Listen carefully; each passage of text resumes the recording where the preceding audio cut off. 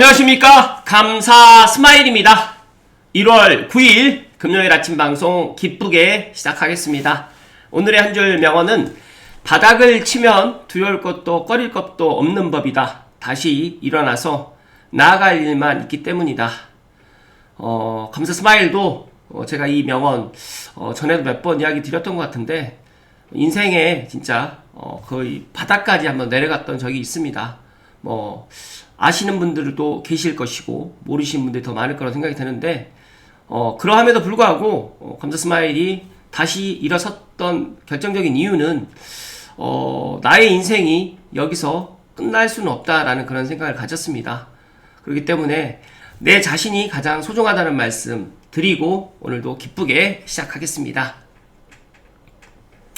네, 감사 스마일 TV 작년 2025년 실적을 이렇게 유튜브에서 요약을 해줬는데, 총 구독자 수가 18,429명, 조회수가 240만 9천회, 업로드가 1,300회, 좋아요가 4만 5천회, 댓글이 6,500개가 달렸습니다.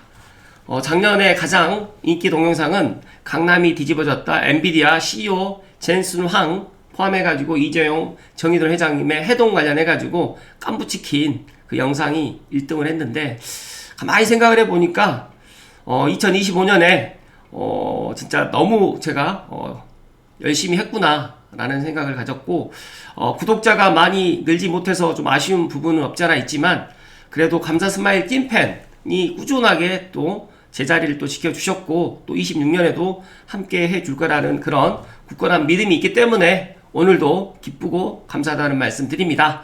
감사 스마일의 목표는 26년에 실적 요약이 됐을 때는 이 구독자 수가 앞자리가 바뀌어 있기를 바랄 뿐이고, 그리고 조회수라든지 업로드 개수도 2025년보다 더 많은 업로드를 갖다가 하는 게 제 목표라는 말씀 드리고, 꾸준하게 제가 아침 방송을 해 나갈 수 있도록 감스님들이 큰 힘은 구독 버튼과 좋아요 버튼이 감사 스마일을 춤추게 할 수가 있고 또 힘내게 할 수 있다는 말씀을 감히 드립니다. 네, 5년 동안 공급 없습니다. 입고 있던 팬티라도 팔아서 부동산 달려가세요. 대한민국 역사상 처음 있는 일입니다. 이게 와닿지 않겠지만 지금 원달러 환율이 이제 1,500원을 아마 올해 넘어갈 겁니다. 2026년도에.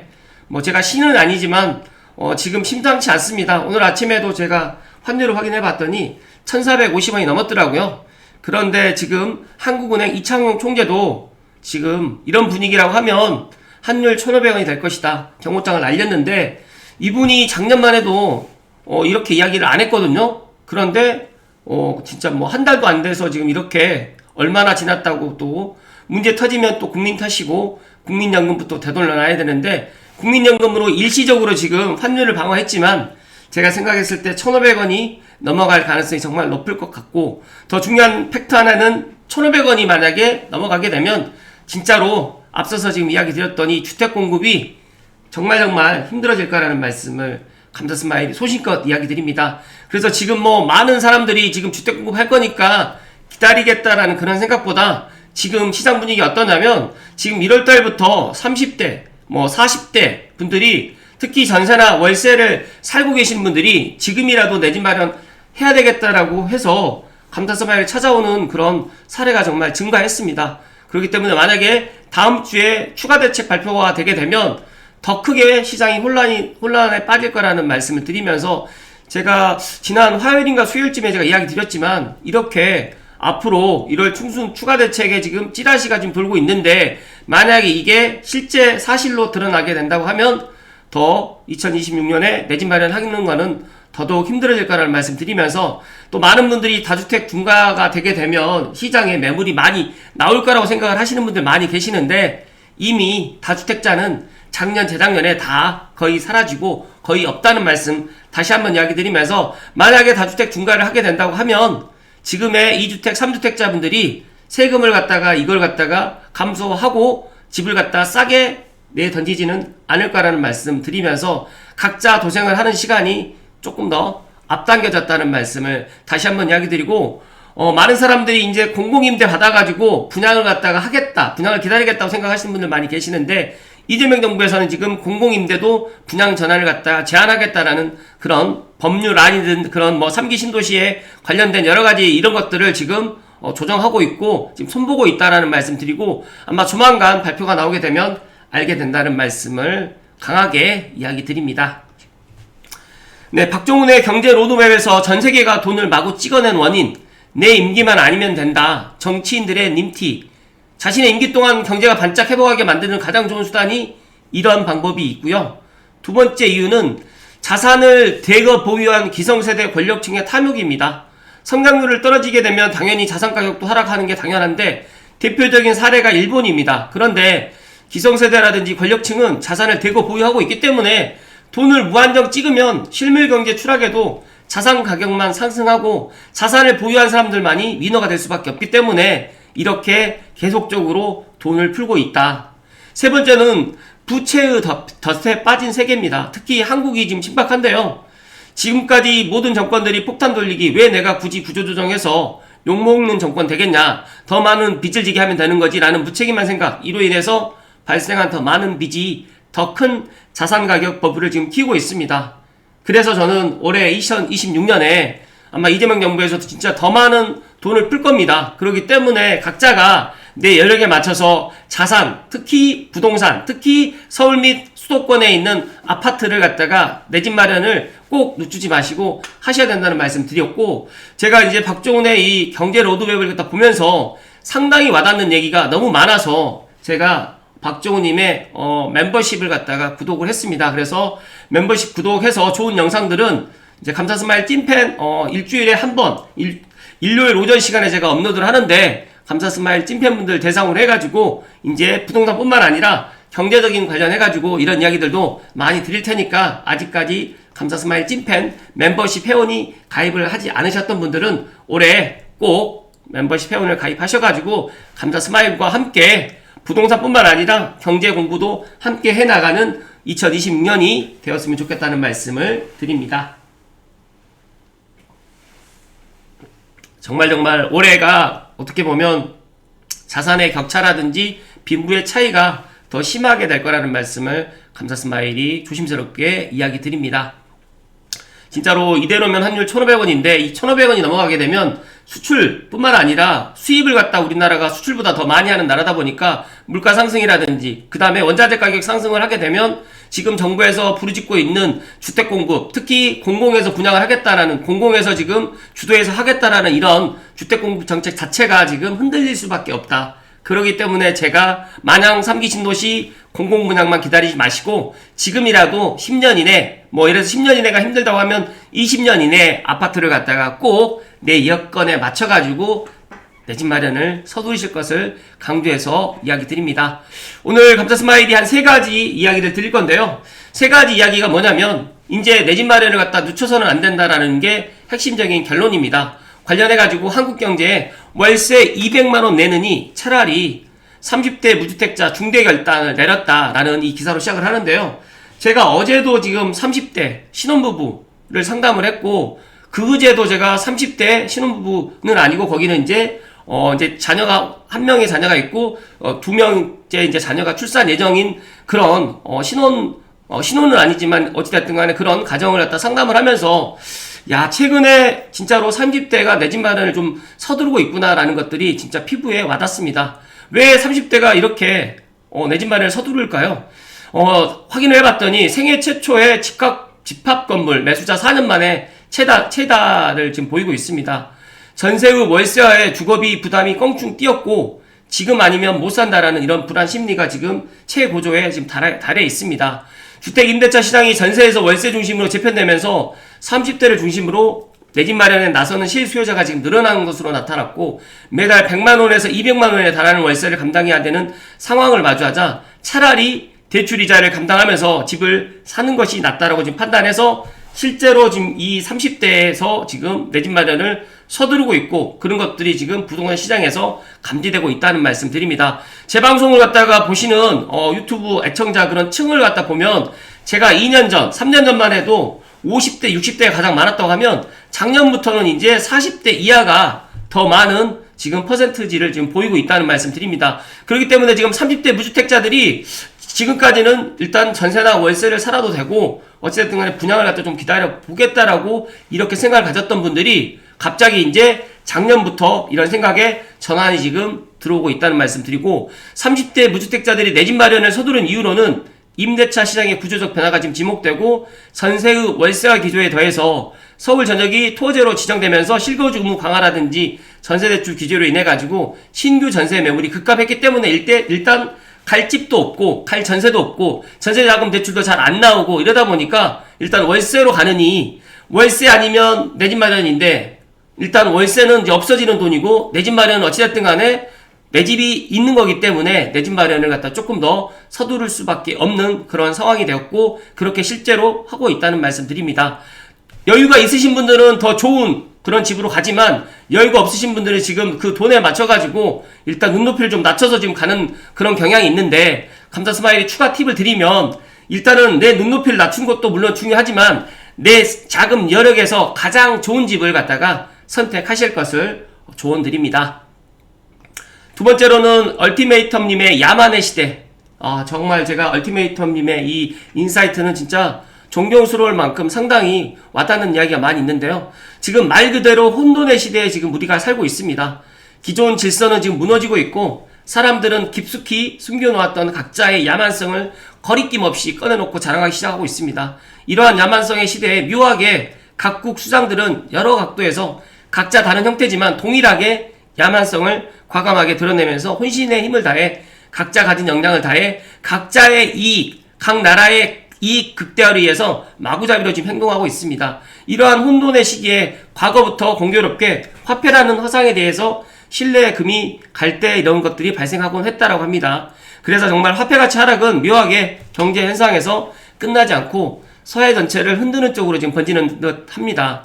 그래서 지금 얼티메이텀님께서 일단 한 7가지 정도를 이야기를 해 주셨는데, 첫 번째로 허상의 붕괴입니다. 이러한 허상에 대한 자기 신뢰에 금이 가게 되면 사람들은 자기 체면에서 벗어나서 세상을 보려고 시도하고 그 사이 국가는 신뢰의 대상에서 모든 문제의 근원으로 제시됩니다. 두 번째는 시간의 규칙이 깨집니다.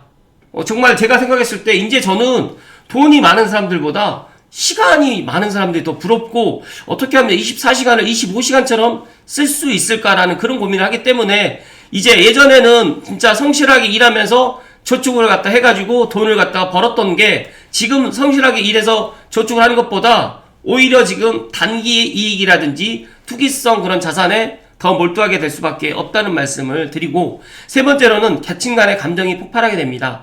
화폐가치 하락이 되다 보니까 이런 모두에게 지금 동일하게 적용되지 않고 어떤 이들에게는 방패가 되고 어떤 이들에게는 생존의 압박이 되면서 자산을 보유한 사람들은 가격 상승 속에서 상대적 안정을 느끼지만 노동소득에 의존하는 다수는 같은 시간 속에서 점점 뒤처진다는 감각을 갖게 되기 때문에 진짜로 지금은 화폐를 보유하는 것보다 자산을 보유해야 된다는 말씀을 다시 한번 강하게 이야기 드립니다.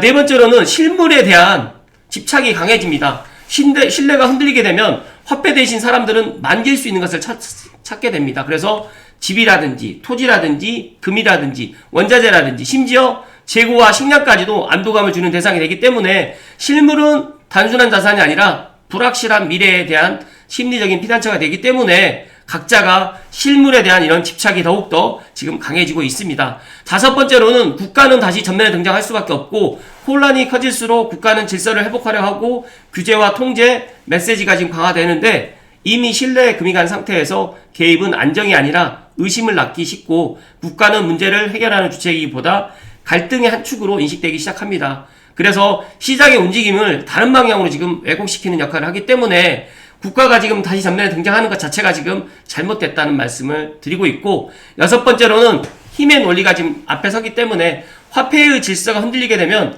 국제 질서 또한 같은 방향으로 흔들리게 되고 돈보다 에너지, 식량 자원이 또 중요해지고 그것을 통제할 수 있는 능력이 곧 힘이 되는데 협력과 규범보다는 자국의 이익과 생존이 지금 앞서고 있는 상황에 있고, 대표적인 사례가 지금 미국, 중국 이런 이야기를 제가 첨언해서 또 이야기 드립니다.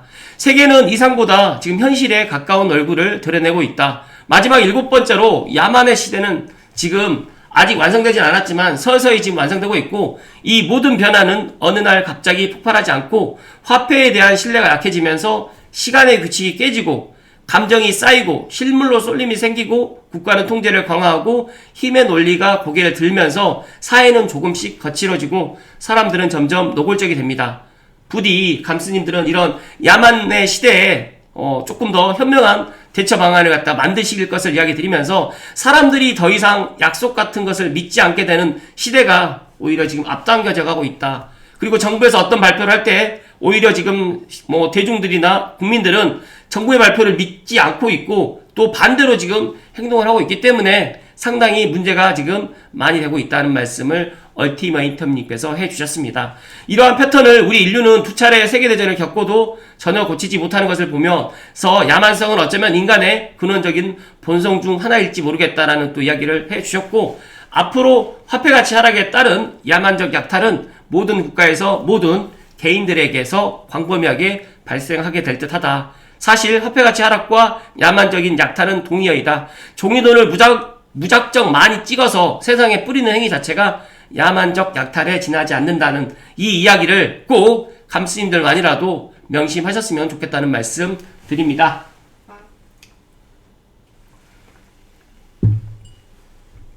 그리고 지금 또 추경을 또 할 듯 한다고 하는 이 이야기, 현금 살포와 주택가격, 앞서서 제가 말씀드렸던 것처럼 이제 많은 30, 40 세대들이 월세 200만원 내는 것을 갖다가 이제 차라리 월세 200만원 낼 바에는 차라리 내 집 마련을 하겠다라고 이렇게 생각을 하고 있고, 지금 현금 가치는 진짜 거의 똥이 되어가고 있다 보니까 현금 살포와 이제 주택가격이 상관관계를 얼티메이텀님께서 이야기해 주셨는데, 민주당의 원내대표가 누가 되든 간에 이제 추경에 더더욱 지금 나설 가능성이 높아 보이고 있고, 확장 재정을 천명하고 있는 현 이재명 대통령이다 보니까 그러한 그의 구상을 적극 뒷받침하고자 하는 사람이 원내대표 선거에서 유리해질 가능성이 높다는 말씀을 해주셨고, 지금 추경은 거의 확실시 될 것 같고요. 또 아동수당법에 지금 복지이도 통과되다 보니까 가장 이제 저항이 덜할 듯한 아동수당법 확대 시행이 이제 만 12세까지 진짜 아동수당을 또 주게 될 가능성이 높아졌습니다.